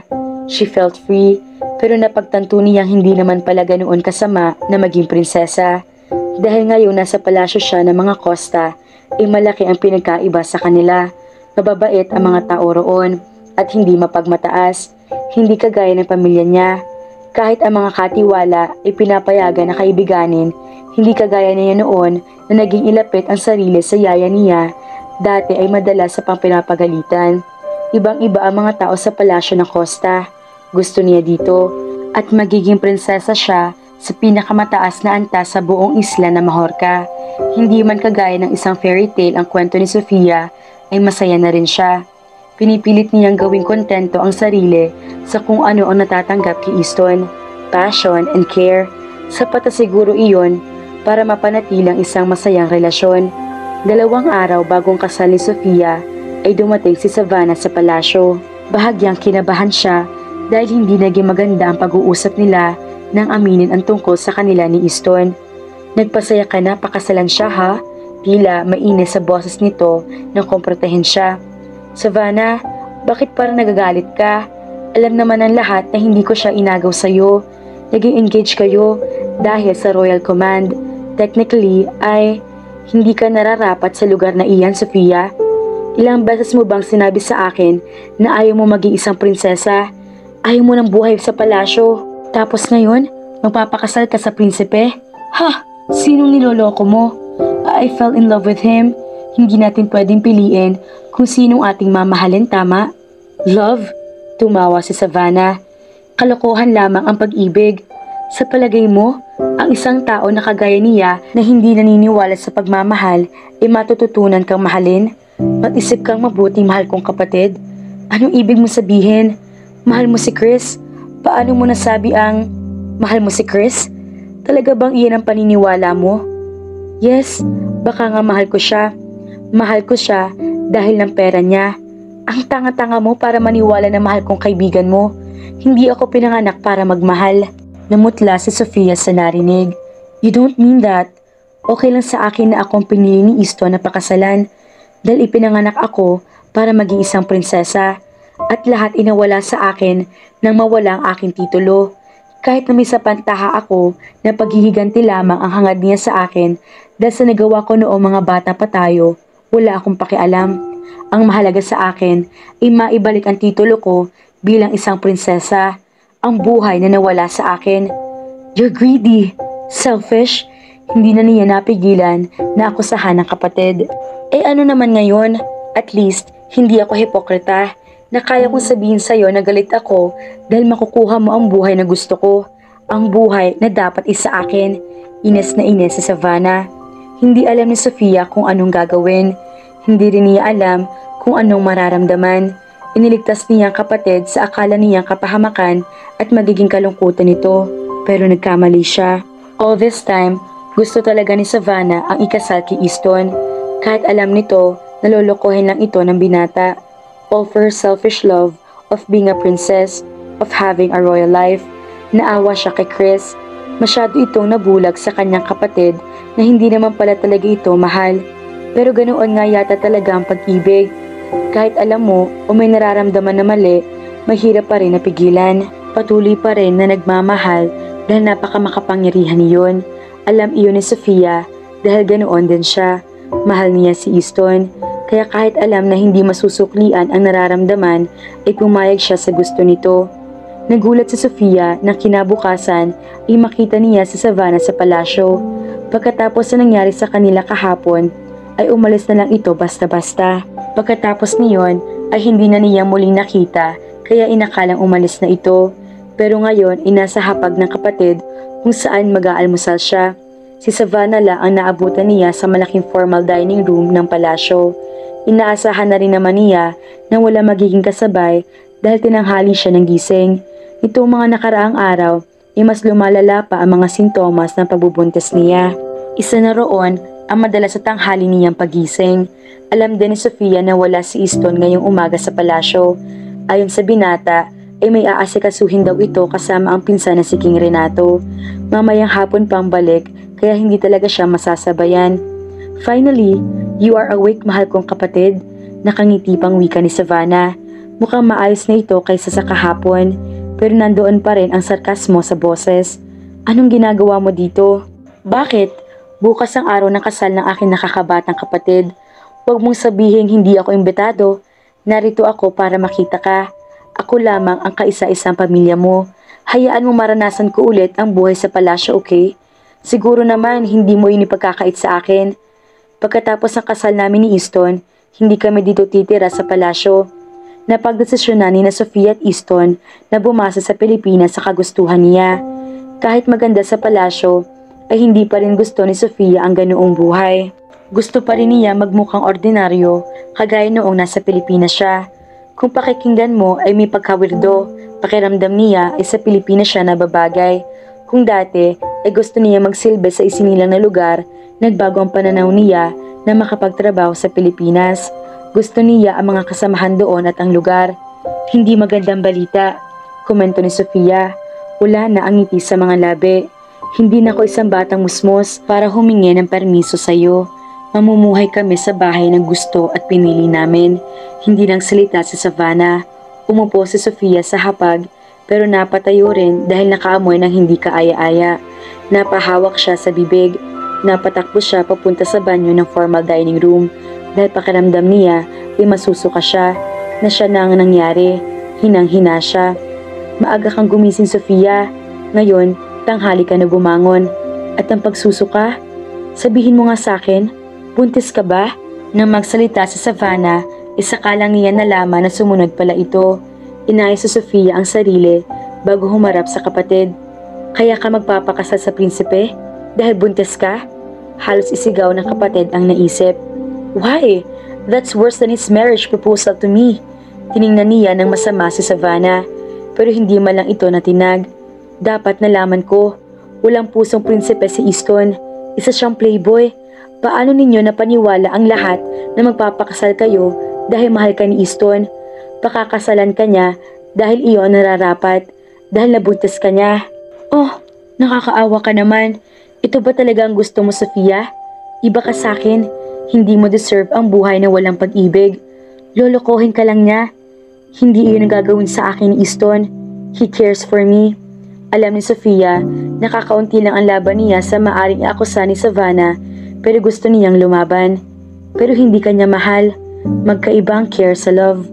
Masyadong makapangyarihan ang pagmamahal. Hindi ako mag-aalala kung mahal ka niya. Pero care? Kahit sino, pwede natin iparamdam pagmamalasakit natin. Kahit sa kaibigan. Dahil ikaw ang magiging ana ng anak niya, ay pinoprotektahan ka niya. Sofia, mag-isip ka ng mabuti. Masyadong playboy si Easton. Wala siyang puso, alam mo yan. Lolokohin ka lamang niya. Hindi siya pwede sa iisang babae lamang. Kapag sawa na siya sa'yo, anong gagawin niya? Hahanap na naman siya ng ibang babae. Magkakaroon siya ng kabit. Kaya mo ba ng ganoong buhay, Sofia? Kilala kita bilang isang mabuting tao. Hindi mo deserve ang kagaya niya. Mas madalas na luka-luka ako, pero nag-aalala ako para sa'yo. May oras ka pa para mag-isip. Nagulo ang isip ni Sofia sa binitawang mga salita ni Savannah. May punto ito at tama ang mga sinabi. Ano ba mga pinangako sa kanya ni Easton? Hindi ba at poprotektahan lang naman siya nito at ang kanilang anak? Aalagaan siya, ibibigay ang pangalan sa kanya para sa anak nila at magpo-provide sa pamilya. Pero hindi kasama sa mga ipinangako ni Easton na magiging loyal ito sa kanya. Mahal ni Sofia si Easton at pinipilit tanggapin, hindi nito maibabalik sa kanya ang nararamdaman. Maaatim niya iyon, pero makakaya ba niyang maatim na makita si Easton na may kasamang iba kagaya ng naisip na maaring gawin nito sa kanya? Malaking katibayan ang nakaraan nito para maisip na posible iyon. Sa pag-iisip pa lamang ng mga iyon, ay lubos na nasasaktan si Sofia. Paano kung nangyayari na? Hindi ko kaya. Gulong-gulo na siya. Hindi maaaring mangyari iyon. Lalo na, bukas ay ikakasal na siya. Ikakasal sa isang taong walang pagmamahal sa kanya. Nag-uumpisa nang mag-alala si Easton. Mag-aalas 5 na ng hapon, pero hindi pa rin lumalabas si Sofia ng kwarto. Ang sabi ng dalaga kanina, nang bisitahin niya pagkatapos ng lakad nila ni Renato, ay masama ang pakiramdam nito. Kaya gusto sana mapag-isa dahil nagpapahinga. Inintindi niya ito at bumalik ng alas 3:30 para tignan ito. Hindi pa rin lumalabas si Sofia mula roon. Nakailang katok na siya pero hindi na nito sinagot. Ganoon ba talaga kasama ang pakiramdam ng dalaga para magpahinga ng ganoon katagal? Ilang oras na lang ay mag-uumpisa na ang kasayahan para sa kasal nila bukas sa Sofia. Dapat ay kanina pa ito naghahanda pero mukhang walang balak ang dalaga. Nang lumagpas na ang alas 5 ay napagdesisyon na ni Easton na kunin ang susi para buksan ang kwarto nito. Nakita niya si Sofia sa kama pero hindi naman tulog. Pero napansin niya agad na may kakaiba sa mga mata nito. Mapula iyon. Mukha itong umiyak. Jesus Mariosep, ano nangyari? Ganoon ba talaga kasama ang... Nagulat si Sofia ng pagpasok niya. Pero na magsalita siya ay naglihis ito ng tingin sa kanya. Ayaw kita dito, Easton. Lalabas ako kung gusto ko. Umiling siya. Malapit na magsimula ang party. Hindi ako dadalo sa party. May kalamigan sa boses nito. Nagtaka si Easton. Hindi ganoon ang Sofia na kilala niya. Pero bakit? Masamang masama ba talagang pakiramdam mo? Alright, I'll cancel it. After all, ang pinakamahalaga naman ay ang kalagayan mo. Nag-umpisa siyang lumapit kay Sofia. Umupo siya sa kama, sa tabi nito. Pero tumayo ang dalaga nang malapitan niya. Cancel the wedding tomorrow too. Kumunot ang kanyang noo. Anong ibig mong sabihin? Hindi natin iyong pwede i-cancela. Sigurado ba na masama pa rin ang pakiramdam mo bukas? Magpapapunta ako dito ng doktor nang titingin sa'yo para maging maayos ang pakiramdam mo. No, kahit na maging maayos pa ako, nakapagdesisyon na ako. Hindi ko na itutuloy ang pagpapakasal sa'yo. Napatayo si Easton. Nagsisimula nang mawala lahat ng mga pasensya sa katawan niya sa inaasal nito. At bakit? Bakit ka pa rin kakaganyan, Sofia? Narealize ko na hindi ko kaya magpakasal sa lalaking hindi ako mahal. Natigilan si Easton sa sinabi nito. Pero pumayag ka na magpakasal sa akin.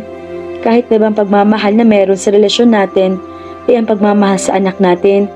Kahit wala ang pagmamahal mo. Nagbago ng isip ko. Hindi ko kaya manatili sa ganito. But don't you worry about the child. Hindi ko naman siya ipagkakait sa'yo. Pwede mo pa rin siyang makita, makasama. Hindi yun ang punto ko rito. Can't you see? Bukas na kasal natin. Tapos biglang magbabagong isip mo? How could you? Hindi ko kayang gawin, Easton. Maaring may pagmamahal sa anak, pero wala sa isa't isa. At ikaw, paano ko masasabi na maaalagaan mo talaga ako? Kami ng anak mo, yun lang ay pinangako mo sa akin. Paano mo ipapangako na mapoprotektahan mo kami sa mga heartaches? Wala kang ipinangako sa akin na magiging isa kang faithful na asawa. Iyon ba ang nasa isip mo, Sofia? Na dahil lang sa alam mo na hindi kita mahal, dahil hindi ko ipinangako sa'yo na magiging tapat ako na asawa, ay ititigil mo na ang lahat ng ito? Ganoon ba kababantingin mo sa akin? Hindi umimik si Sofia sa sinabi niya. Lalo lumiyab ang galit kay Easton. Hindi niya nagustuhan ang mga inakusan nito. Paano mo naisip ang mga yan? Sa kabila ng mga nangyari sa atin na nakaraan, I remained with you. Sa loob ng ilang buwan, ay hindi ako nagka-interes sa babae maliban sa'yo. It was not the normal me. Hindi mo ba nakikita ang mga ginagawa kong yun? How can you accuse me of that? You are a playboy. Noon yun. Kilala ako na jet setter prince. Pero meron din akong respeto. Lalo na sa'yo. Dahil magiging asawa na kita. Magiging ina ka ng anak ko. Karespe-respeto kang babae. At malinaw sa isip ko na nararapat sa'yo na respetuhin. Iyon ang plano ko sa'yo. Alam ko may mga nagawa akong mali sa kapatid mo. Pero magkaiba kayo. Alam mo yun? May kasalanan siya sa akin at hindi ka ganun. I wouldn't put that much effort for you if you're the same as her. Naging sandali pala ang pagsasama natin, pero umasa ako na pagkakatiwalaan mo ko. Pero nagkamali ako. Nasaktan si Easton sa mga naging akusa ni Sofia at galit siya. Pagkatapos ang lahat ng ginawa niya ay ganoon pala ang iniisip nito sa kanya. Nirespeto niya si Sofia. He adored her. Kaya niyang ibigay ang lahat rito.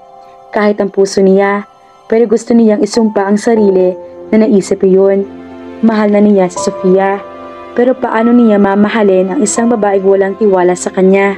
Hindi alam ni Easton kung paano nangyari, pero sa pagtagal ng pagsasama nila, ay mas tumitindi ang nararamdaman niya sa dalaga. Hindi niya gusto makasama lang ito dahil dinadala nito ang anak niya. Gusto niya makasama si Sofia dahil masaya siya kapag nasa paligid ito. Lahat ng mga sintomas ng umiibig ay nararamdaman niya rito. Pinilit naman niyang ipakita iyon. Dinoble pa nga niyang effort ng panagpaparamdam na mahal niya ito. Hindi siya madalas na magpahalaga sa babae at hindi siya marunong maghintay bilang kinikilalang tao sa lipunan. Hindi na niya kailangang gawin iyon. Pero ang mga iyon ay ginawa niya kay Sofia. Pero natakot siyang aminin iyon dahil maaring wala iyon katugon. Si Sofia ang una niyang pag-ibig at natatakot siyang masaktan dahil alam niya na wala itong pagmamahal sa kanya. Noong pumayag ang dalaga magpakasal sa kanya, ay laking tuwa niya dahil ibig lang niyang sabihin ay nagtagumpay siya. Pero mali pala siya dahil ang pagmamahal pala na tinutukoy nito ay pagmamahal lang para sa anak nila. Nasaktan siya pero pinilit niya iyon na huwag ipahalata. Ngayon ay iiwan na siya ni Sofia. Ibig sabihin lang ay hindi talaga siya nagtagumpay. She did not fall for him. Siya ang nahulog sa sarili niyang plano. The feeling was worse than hell. Sa sobrang sakit, ay tinalikuran niya ito. Nag-umpisa siyang maglakad palabas ng kwarto na magsalita si Sofia. Easton ay hindi maituloy-tuloy ng dalaga ang sasabihin. Hindi niya alam kung ano pa ba ang gusto nitong mangyari. Kaya bakit pa siya lilingon uli? Easton! Tawag pa ulit nito pero hindi pa rin siya lumingon. Malapit na si Easton sa pinto ng kwarto nang tawagin uli ni Sofia ang pangalan niya. Sa pagkakataong iyon ay nakaramdam na siya ng kung anong mali sa boses nito. Kaya sa kabila na inakalang walang dahilan na pagtawag ay lumingon siya. Nakita niya nakatayo pa rin si Sofia, but there was something was streaming down her legs. Nanlaki ang kanyang mga mata. It was blood. She was bleeding. I'm losing the baby. I'm losing our baby. Hindi mapigilan ni Sofia na mapaiyak habang unti-unti nang pumapasok sa isip niya ang nangyari. Dinugo siya. Mawawala ang tanging bagay na naglapit muli sa kanila ni Easton. Nakaramdam siya ng matinding sakit sa puso dahil alam niyang hindi lang ang anak ang mawawala sa kanya. Ganoon din si Easton. Ginulo siya ng matindi ng mga sinabi ni Savannah. Nagkulong siya sa kwarto sa pag-iisip ng mga iyon. Bigla niyang naisip na nagpadalos-dalos siya. Kahit gaano pa kabuti si Easton, iba pa rin ang pagmamahal. Maaring may pagmamahal sa kanila, pero pagmamahal lang iyon para sa kanilang anak. Napagtanto niya sa sinabi ni Savannah na kulang ang pagmamahal na iyon, kaya napagdesisyon na niya umatras sa kasal. Inasahan na ni Sofia na ikagagalit iyon ni Easton. Sino ba namang hindi? Bukas na ang kanilang kasal, pero umatras siya. Pero pinag-isipan din naman niya iyong mabuti. Napagtanto niyang hindi niya kaya magpakasal dahil wala namang pag-ibig sa pagitan nila ni Easton. Kahit nararamdaman niya, base sa sinabi ng binata na magkomprontahan sila kanina, na mahigit pa sa mga ipinangako sa kanya ang nararamdaman nito, ay hindi pa rin sapat iyon. She needed the words, pero hindi na siguro niya maririnig iyon. Nagalit si Easton sa kanya, nararamdaman niya iyon, at ngayon ay mawawala ng anak nila. Ano pa ang dahilan para magsama sila? Shh! Don't cry, Mina Querida. Mina Querida, ilang beses na ba siyang tinawag ni Easton ng ganoon? It was a love endearment in their country. It should just mean something. Pero ayaw paniwalaan iyon ni Sofia. Pangkaraniwan lang naman iyon. I'm sorry. Patuloy siya sa pag-iyak. Hanggang sa dalhin siya sa tingin niya ay isang x-ray room. Mula roon ay hinintay nila ang radiographer para matignan siya. Natatakot ako. Hinawakan ni Easton na mahigpit ang kamay niya. Saka hinalikan iyon. Huwag, magiging maayos ang lahat. Umiling si Sofia. Hilam pa rin sa luha ang mga mata. Hindi nakabawa sa sakit na nararamdaman niya ang ginawa ni Easton. I'm going to lose our baby. Marami pang darating na bata, Sofia. Magiging maayos ang lahat. Tahana, nakita niya ang matinding kalungkutan at pag-aalala sa mga mukha ni Easton. Umiling siya. Hindi niya magawang kumalma. Paano mangyayari? Kung mawawala ang bata, mawawala ka na rin sa akin.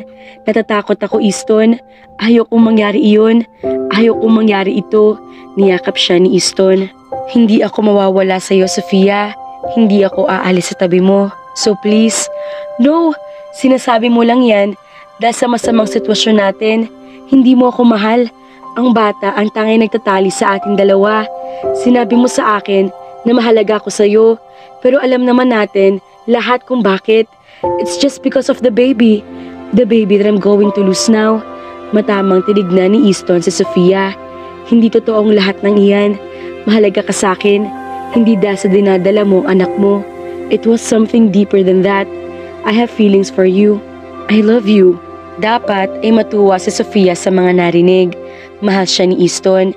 Hindi ba't iyon lang naman ang natatanging gusto niya bukod sa kaligtasan ng anak niya ngayon? Pero ramdam niya na ginagawa lang iyon ng binata para palakasin ang loob niya. Mas gusto kong marinig ang katotohanan, Easton. Don't sweet talk me just to make me feel better. Pero iyon ang katotohanan. I love you, Sofia. At kanina, kaya ako nagalit dahil sa kabila ng mga ginagawa ko sa'yo ay hindi mo pa rin pala nakita iyon. I may be a lot of things but I never lie. Well, I did lie. At iyon ay noong sinabi ko sa'yo na wala akong kakayahan na magmahal. Hindi totoo yun. I can love. but I just don't want to believe it. Natakot kasi ako bago sa akin ang damdamin na iyon at natatakot ako na hindi ko kayang panagutan iyon. Minsan ko nang sinubukang magmahal pero nabigo ako. Mula noon ay naniwala na talaga akong hindi ko magagawa. Natama nga siguro ang ama ko noon. Nasa lahi namin na hindi kami makokontento sa iisang babae, na hindi namin kaya magmahal, pero nagawa ko. Magkasama tayo for the past months na walang ibang babae na iniisip. Ikaw lang, ayaw ko malayo ka sa akin dahil ayaw ko rin na mawala ka sa isip ko. Pero kahit wala ka sa paningin ko, lagi ka namang nasa utak ko. Ikaw lang ang babae na kapag patibok ng puso ka ng ganito. Ikaw lang ang babaeng hindi magiging sapat para sa akin dahil palagi kitang kailangan.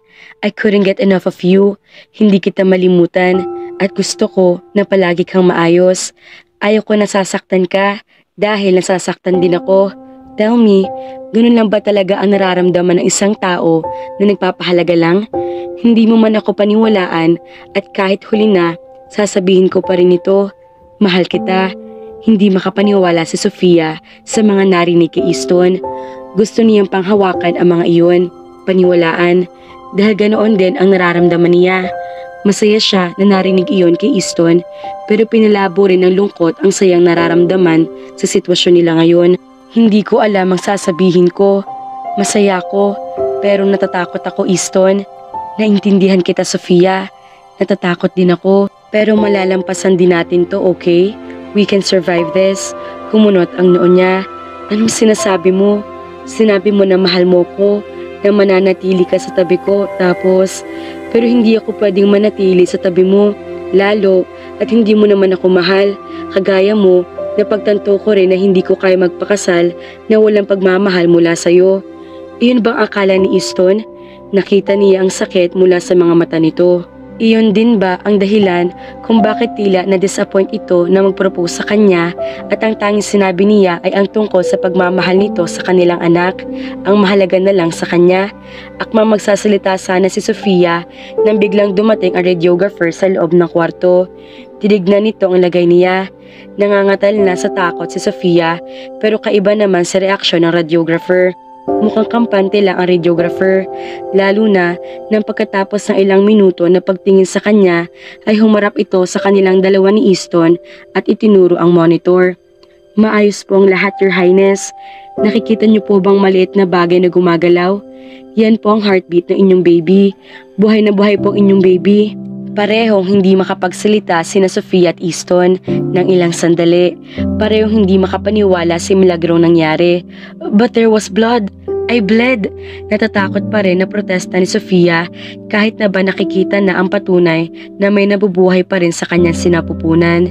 Yes, pero minsan nangyayari po talaga iyon. It's not uncommon, especially in your case. Alam na ng buong isla na ikakasal kayo bukas. Masyadong maraming stress. Nire-remind lang po kayo na dapat ay relax lang kayo. The whole island knows that the two of you are getting married tomorrow. There's a lot of stress. What had happened is a way of reminding the mother to relax. Sofia felt relieved. Maya-maya ay nagpaalam ng radiographer. Mangayak-ngyak naman siya at nakitang ganoon din si Easton. Niyakap niya ang binata pagkatapos. Easton? Saad niya, saka hinawakan din ang pipis pang tiyan. Akala ko, mawawala na sa akin ang baby ko. At ikaw, I told you, everything will be alright. Nakangiting wika ni Easton at hinaplos ang pisngi niya. Hindi ka na mahuli pang masasaktan. Tumingin siya kay Easton. I know. Thank you. Hinawakan ng binata ang kamay niya. Ibibigay ko na sa iyo ang kalayaan mo. Nagulat siya sa sinabi nito. What? Easton, ayaw ko na makita na sasaktan ka na alam kong ginagawa ko sa iyo nitong nakalipas. Hinayaan kita sa piling ko. Pinilit kita. At dahil dyan, nasaktan kita. I'm so sorry, Sofia. Mahal kita. Pero hindi mo ako mahal. Hindi magiging maganda ang ating pagsasama, tama? Ayaw ko ng ganoon. Ayaw ko napipilitan ka lang na pumayag sa gusto ko. Ayaw kong matali ka sa isang kasal na hindi mo naman gusto. Umiling siya. Mahal mo ko, Easton. Bakit mo hahayaang mawala ako? Hindi ako isang romantikong lalaki. Pero minsan na narinig ko na kapag nagmamahal daw, Dapat ay natututo rin na magparaya. Ayoko na maging masakim pa, Sofia. Alam ko rin na hindi lahat ng gusto ko ay nakukuha ko. I can't have you. You don't love me. I do. Umiling si Easton. No, Sofia. Huwag mong sabihin sa akin ang mga yan. Lalo na ngayon. Malamang ay naawa ka lang sa akin. Dahil alam mo na nasaktan mo ako. At no, I really do love you, Easton. Bata pa lang tayo ay gusto na kita. Siguro noon ay gusto lang kita na maging kaibigan. Pero nang lumaki tayo, naramdaman ko na hindi lang talaga iyon ang gusto ko. Maaaring hindi na tayo pinagtagpo ulit pagkatapos na nangyari noong bata pa tayo. Pero hindi ibig sabihin niyon ay kinalimutan na kita. Alam ko naging buhay mo. Naging fan mo ako nang makilala ka internationally, lalo nang sumikat ka bilang modelo. I had a crush on you. Ikaw lang ang natatanging lalaki na nakakuha ng atensyon ko ng ganoon. Then I approached you. Nagkalapit tayo sa isa't isa. Ang akala ko nung una, kaya ganoon kalakas ang tibok ng puso ko sa'yo ay dahil crush lang kita. Pero walang ibang lalaki na nakapagpadama sa akin ng ganyan. Ikaw lamang. Masaya ako na kasama ka. Na-appreciate ko ang lahat ng ginagawa mo sa akin. May nararamdaman ako para sa'yo. I know I love you, Easton. Pero hindi ko lang maamin iyon sa'yo dahil natatakot ako. Ayaw ko na maging biktima sa gusto mo dahil masakit isipin na ako lang ang nagmamahal sa ating dalawa. Sofia, oh God! Ganoon din ang nararamdaman ko. Napagtanto ko na mahal din kita. Pero natakot ako. Dahil ang akala ko ay hindi ko rin makukuha iyon sa'yo. You never said, hinalikan niya ito. Parehas tayong natalo sa takot. First love jitters, tumawa si Easton. Siguro nga, bago sa akin ang damdamin. Natatakot ako na masaktan, pero masarap pala. Lalo na kapag nalaman mo na mahal ka rin ng taong mahal mo. Ngumiti siya. Iyon din ang nararamdaman ko. Easton, I love you, Sofia. Wala nang masasarap pa sa pakiramdam ko ngayon. Maayos ang anak natin. Mahal mo ko. Ikakasala tayo bukas. I couldn't agree more. Wika ni Sofia at hinalikan uli ang binata. Simple lang ang naging kasal ni na Easton at Sofia. Pili lamang ang bisita kahit na ba naianunsyo sa buong mundo ang tungkol sa kasalan. Tanging ang pamilya ni Easton, mga staff ng palasyo at ang mga matalik na kaibigan nitong sina Nimbus, Jonas, Alaric, Blake at isang misteryosang babae na kasama ng huli ang nakarating sa parte ng lalaki. May malaki pa raw kasi na problema ang isa pa nitong kaibigan na si Riker, kaya kahit gustuhin man na pumunta ay hindi nagawa. Sa parte naman ni Sofia ay dumating si Vivas. At kahit hindi pa rin ganoong natanggap ni Savannah ang tungkol kay Easton, ay naging tahimik ang kapatid sa buong oras na kasal. Ayon kasi kay Savannah, sa kabila ng kamalditahan ay pinapahalagahan pa rin siya nito. At sa kabila ng pagka-bitter sa hindi nakuhang pwesto sa buhay, ay naging sport na si Savannah. Kinausap din niya si Easton tungkol sa kapatid at sinabing wala na rin kaso sa asawa ang tungkol kay Savannah. Lalo na ngayong may nararamdaman ito sa kanya. Nakalimutan na raw nito ang lahat na nangyari noon. As of Chris, inimbitahan niya ang kaibigan sa kasal, pero tumanggi ito sa hindi masabi-sabing kadahilanan. Sa hula niya ay dahil na rin sa gusto na ni Chris na mag-move on sa kanyang kapatid. Nanahimik na rin dahil siguro ay napagtanto na hindi talaga ito pwede kay Savannah. Nakakalungkot lang isipin na pinakawala ni Savannah si Chris. Ganoon pa man, umaasa siya na balang araw ay magbabago rin si Savannah. Isa siya sa pagsaksi ng malaking pagbabago ng isang tao ngayon. Anong dahilan niya para hindi umasa uli na maaring mangyari iyon sa natatanging pamilya na lang niya? Kung masaya si Sofia noong pumayag siya magpakasal kay Easton, mas masaya siya ngayon. Hindi na wala ang paniniwala niya sa buhay. She got her fairy tale. She got her dream to be loved back by the man she loved and marry him. Kahit ilang buwan pa lamang ang lumipas na mapalapit tayo sa isa't isa, sigurado na ako mahal kita, Sofia. And even if they doubt it or even you, I have a lifetime to prove it.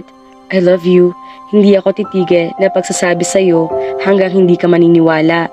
Wika ni Easton habang nagsasayaw sila para sa tradisyonal na wedding dance. Pinisel ni Sofia ang ilong nito. Naniniwala na ako sa'yo. Humiti si Easton. Alam ko na mahirap paniwalaan. Kahit ako ay ganoon din, pero isa kang himala sa akin dahil binago mo ko. And I love you for that. Kahit na ano pang sabihin ng ibang tungkol sa relasyon natin, mahal kita, hindi magbabago iyon. Hindi nakaligtas sa media ang nangyari kagabi nang isugod si Sofia sa ospital. Nalaman na ng sambayan na nabuntis siya. It created an issue, kagaya na lamang ng inaasahan nila ni Easton kung sasabihin ang tungkol sa kanyang kondisyon. Inisip ng mga tao na kaya lang sila nakapakasal dahil sa bata. Kung hindi nangyari ang nangyari kagabi, malamang ay masasaktan si Sofia sa mga balita. Mai-insecure, pero alam na niya ang katotohanan. Mahal siya ni Easton. Maaring ganoon nga nangyari, but there was more to it than everyone knew. Sigurado siya sa pagmamahal ni Easton. She would treasure and cherish it forever. Hindi na siya masasaktan pa. Maaaring playboy nga si Easton noon, pero nagbago na ang lalaki. Tila hindi ka panipaniwala, lalo na at sandali pa lamang naman ang pinagsamahan nila. Pero panghahawakan ni Sofia iyon dahil may tiwala siya sa asawa. Ganoon naman kapag nagmamahal, hindi ba? Nagtitiwala. Lahat naman sa mundo ay maaaring magbago, and the love they had for each other was what changed their lives. Mga ka-felicidad, kailangan sa isang relasyon ang tiwala. Dahil hindi magiging maayos ang relasyon kung wala tayong tiwala sa mga taong minamahal natin.